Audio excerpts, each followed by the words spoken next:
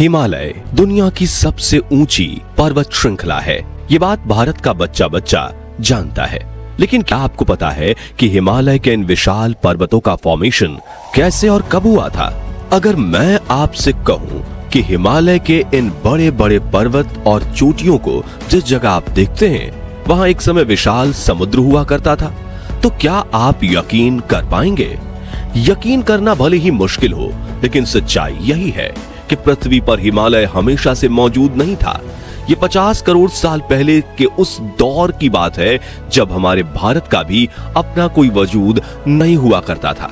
लेकिन फिर पृथ्वी पर ऐसी एक हलचल हुई जिसने सारी दुनिया का नक्शा बदल कर रख दिया। और 50 करोड़ साल पहले हुई वो घटना क्या थी?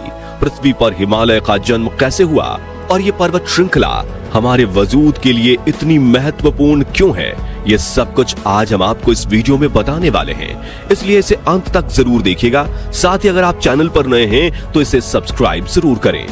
दोस्तों, हिमालय दुनिया की कई ऊंची ऊंची चोटियों का एक घर है और इसमें दुनिया की सबसे ऊंची चोटी माउंट एवरेस्ट भी शामिल है।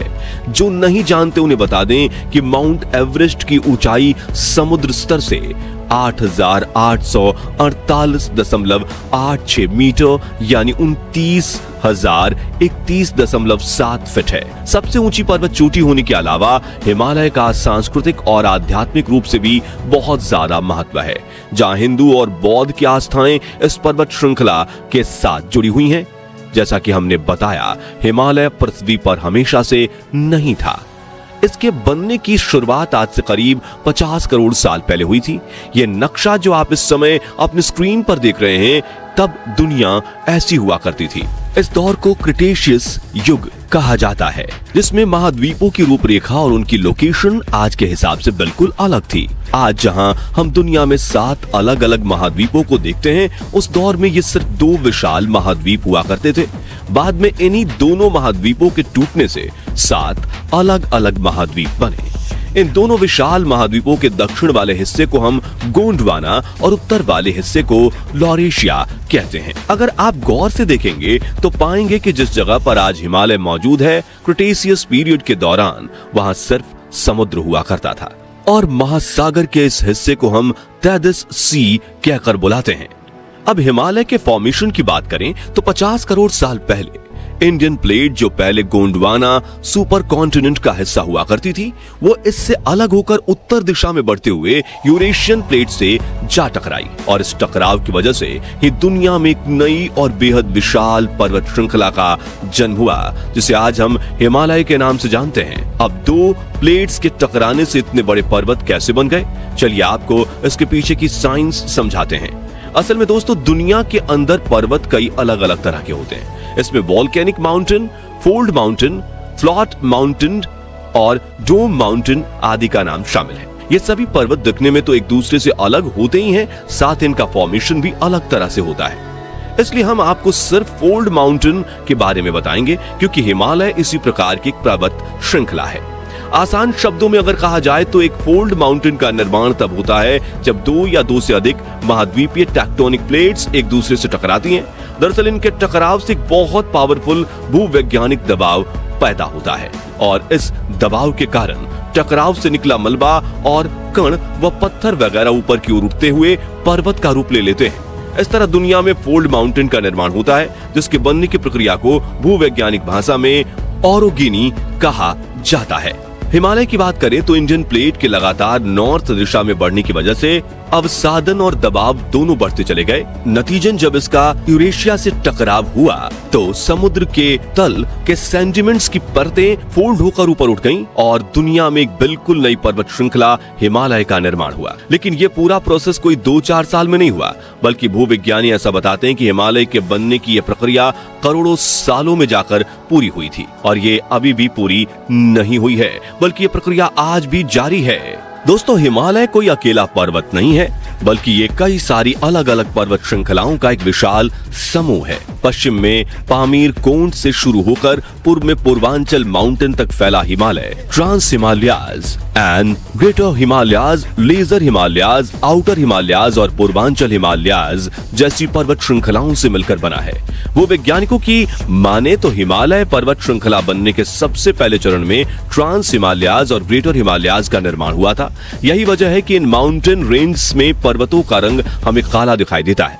दरअसल जैसा कि हमने आपको बताया, हिमालय का निर्माण तेदिस श्री के तल के ऊपर उठने की वजह से हुआ है। ऐसे में भूवैज्ञानिक ये मानते हैं कि सागर के इस हिस्से में जो समुद्री जीव रहते थे वो अत्यधिक दबाव और अवसादन की वजह से काले रंग के फॉसिल्स में बदल गए और इसी वजह से हमें ट्रांस हिमालयाज और ग्रेटर हिमालयाज में गहरे काले रंग के पर्वत दिखाई देते हैं। दोस्तों, हिमालय अपने फॉर्मेशन और उत्पत्ति के लिए जितना खास माना जाता है, उतना ही जरूरी हम इंसानों के जीवन के लिए भी है। खास करके हम भारतीय लोगों के जीवन में इस पर्वत श्रृंखला का काफी बड़ा महत्व है। वो कैसे, चलिए आपको समझाते हैं।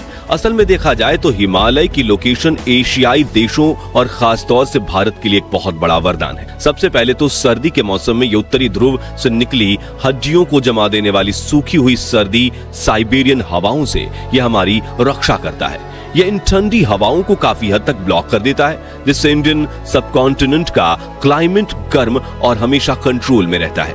इसके अलावा गर्मी के दौरान भारत में मानसून का आना भी हिमालय पर ही निर्भर करता है। दरअसल गर्मी के मौसम में इंडियन सबकॉन्टिनेंट काफी ज्यादा तप जाता है, जिससे एक लो प्रेशर एरिया बनता है। ये लो प्रेशर हिंद महासागर में नम हवाओं को अपनी तरफ खींचता है और ऐसे में अगर हिमालय ना हो तो ये नम हवाएं भारत को पार करते हुए चीन की तरफ निकल जाएं।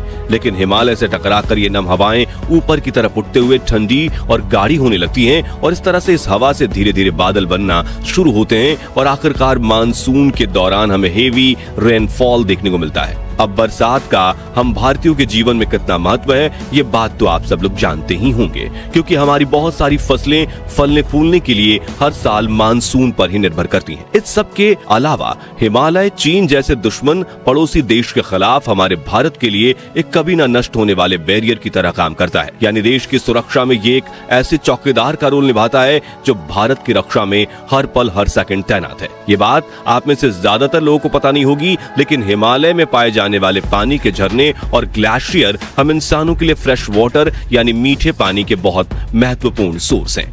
लेकिन ये बड़े दुख की बात है कि आने वाले कुछ दशकों में ये ग्लेशियर 75% तक पिघल चुके होंगे। दरअसल हाल ही में पब्लिश हुई एक रिपोर्ट के अनुसार क्लाइमेट चेंज होने के कारण हिमालय के ग्लेशियर बहुत तेजी से पिघल रहे हैं। अगर इन ग्लेशियर्स को पिघलने से रोका नहीं गया तो इससे यहाँ आसपास के इलाकों में ऐसी भयंकर तबाही होगी जिसे रोक पाना इंसानों के बस में नहीं होगा। और इस तबाही के कई नमूने हम पिछले कुछ सालों में देख चुके हैं, जहां बाढ़ और भूस्खलन जैसी आपदाओं ने लोगों के जीवन को अस्त व्यस्त करने का काम किया।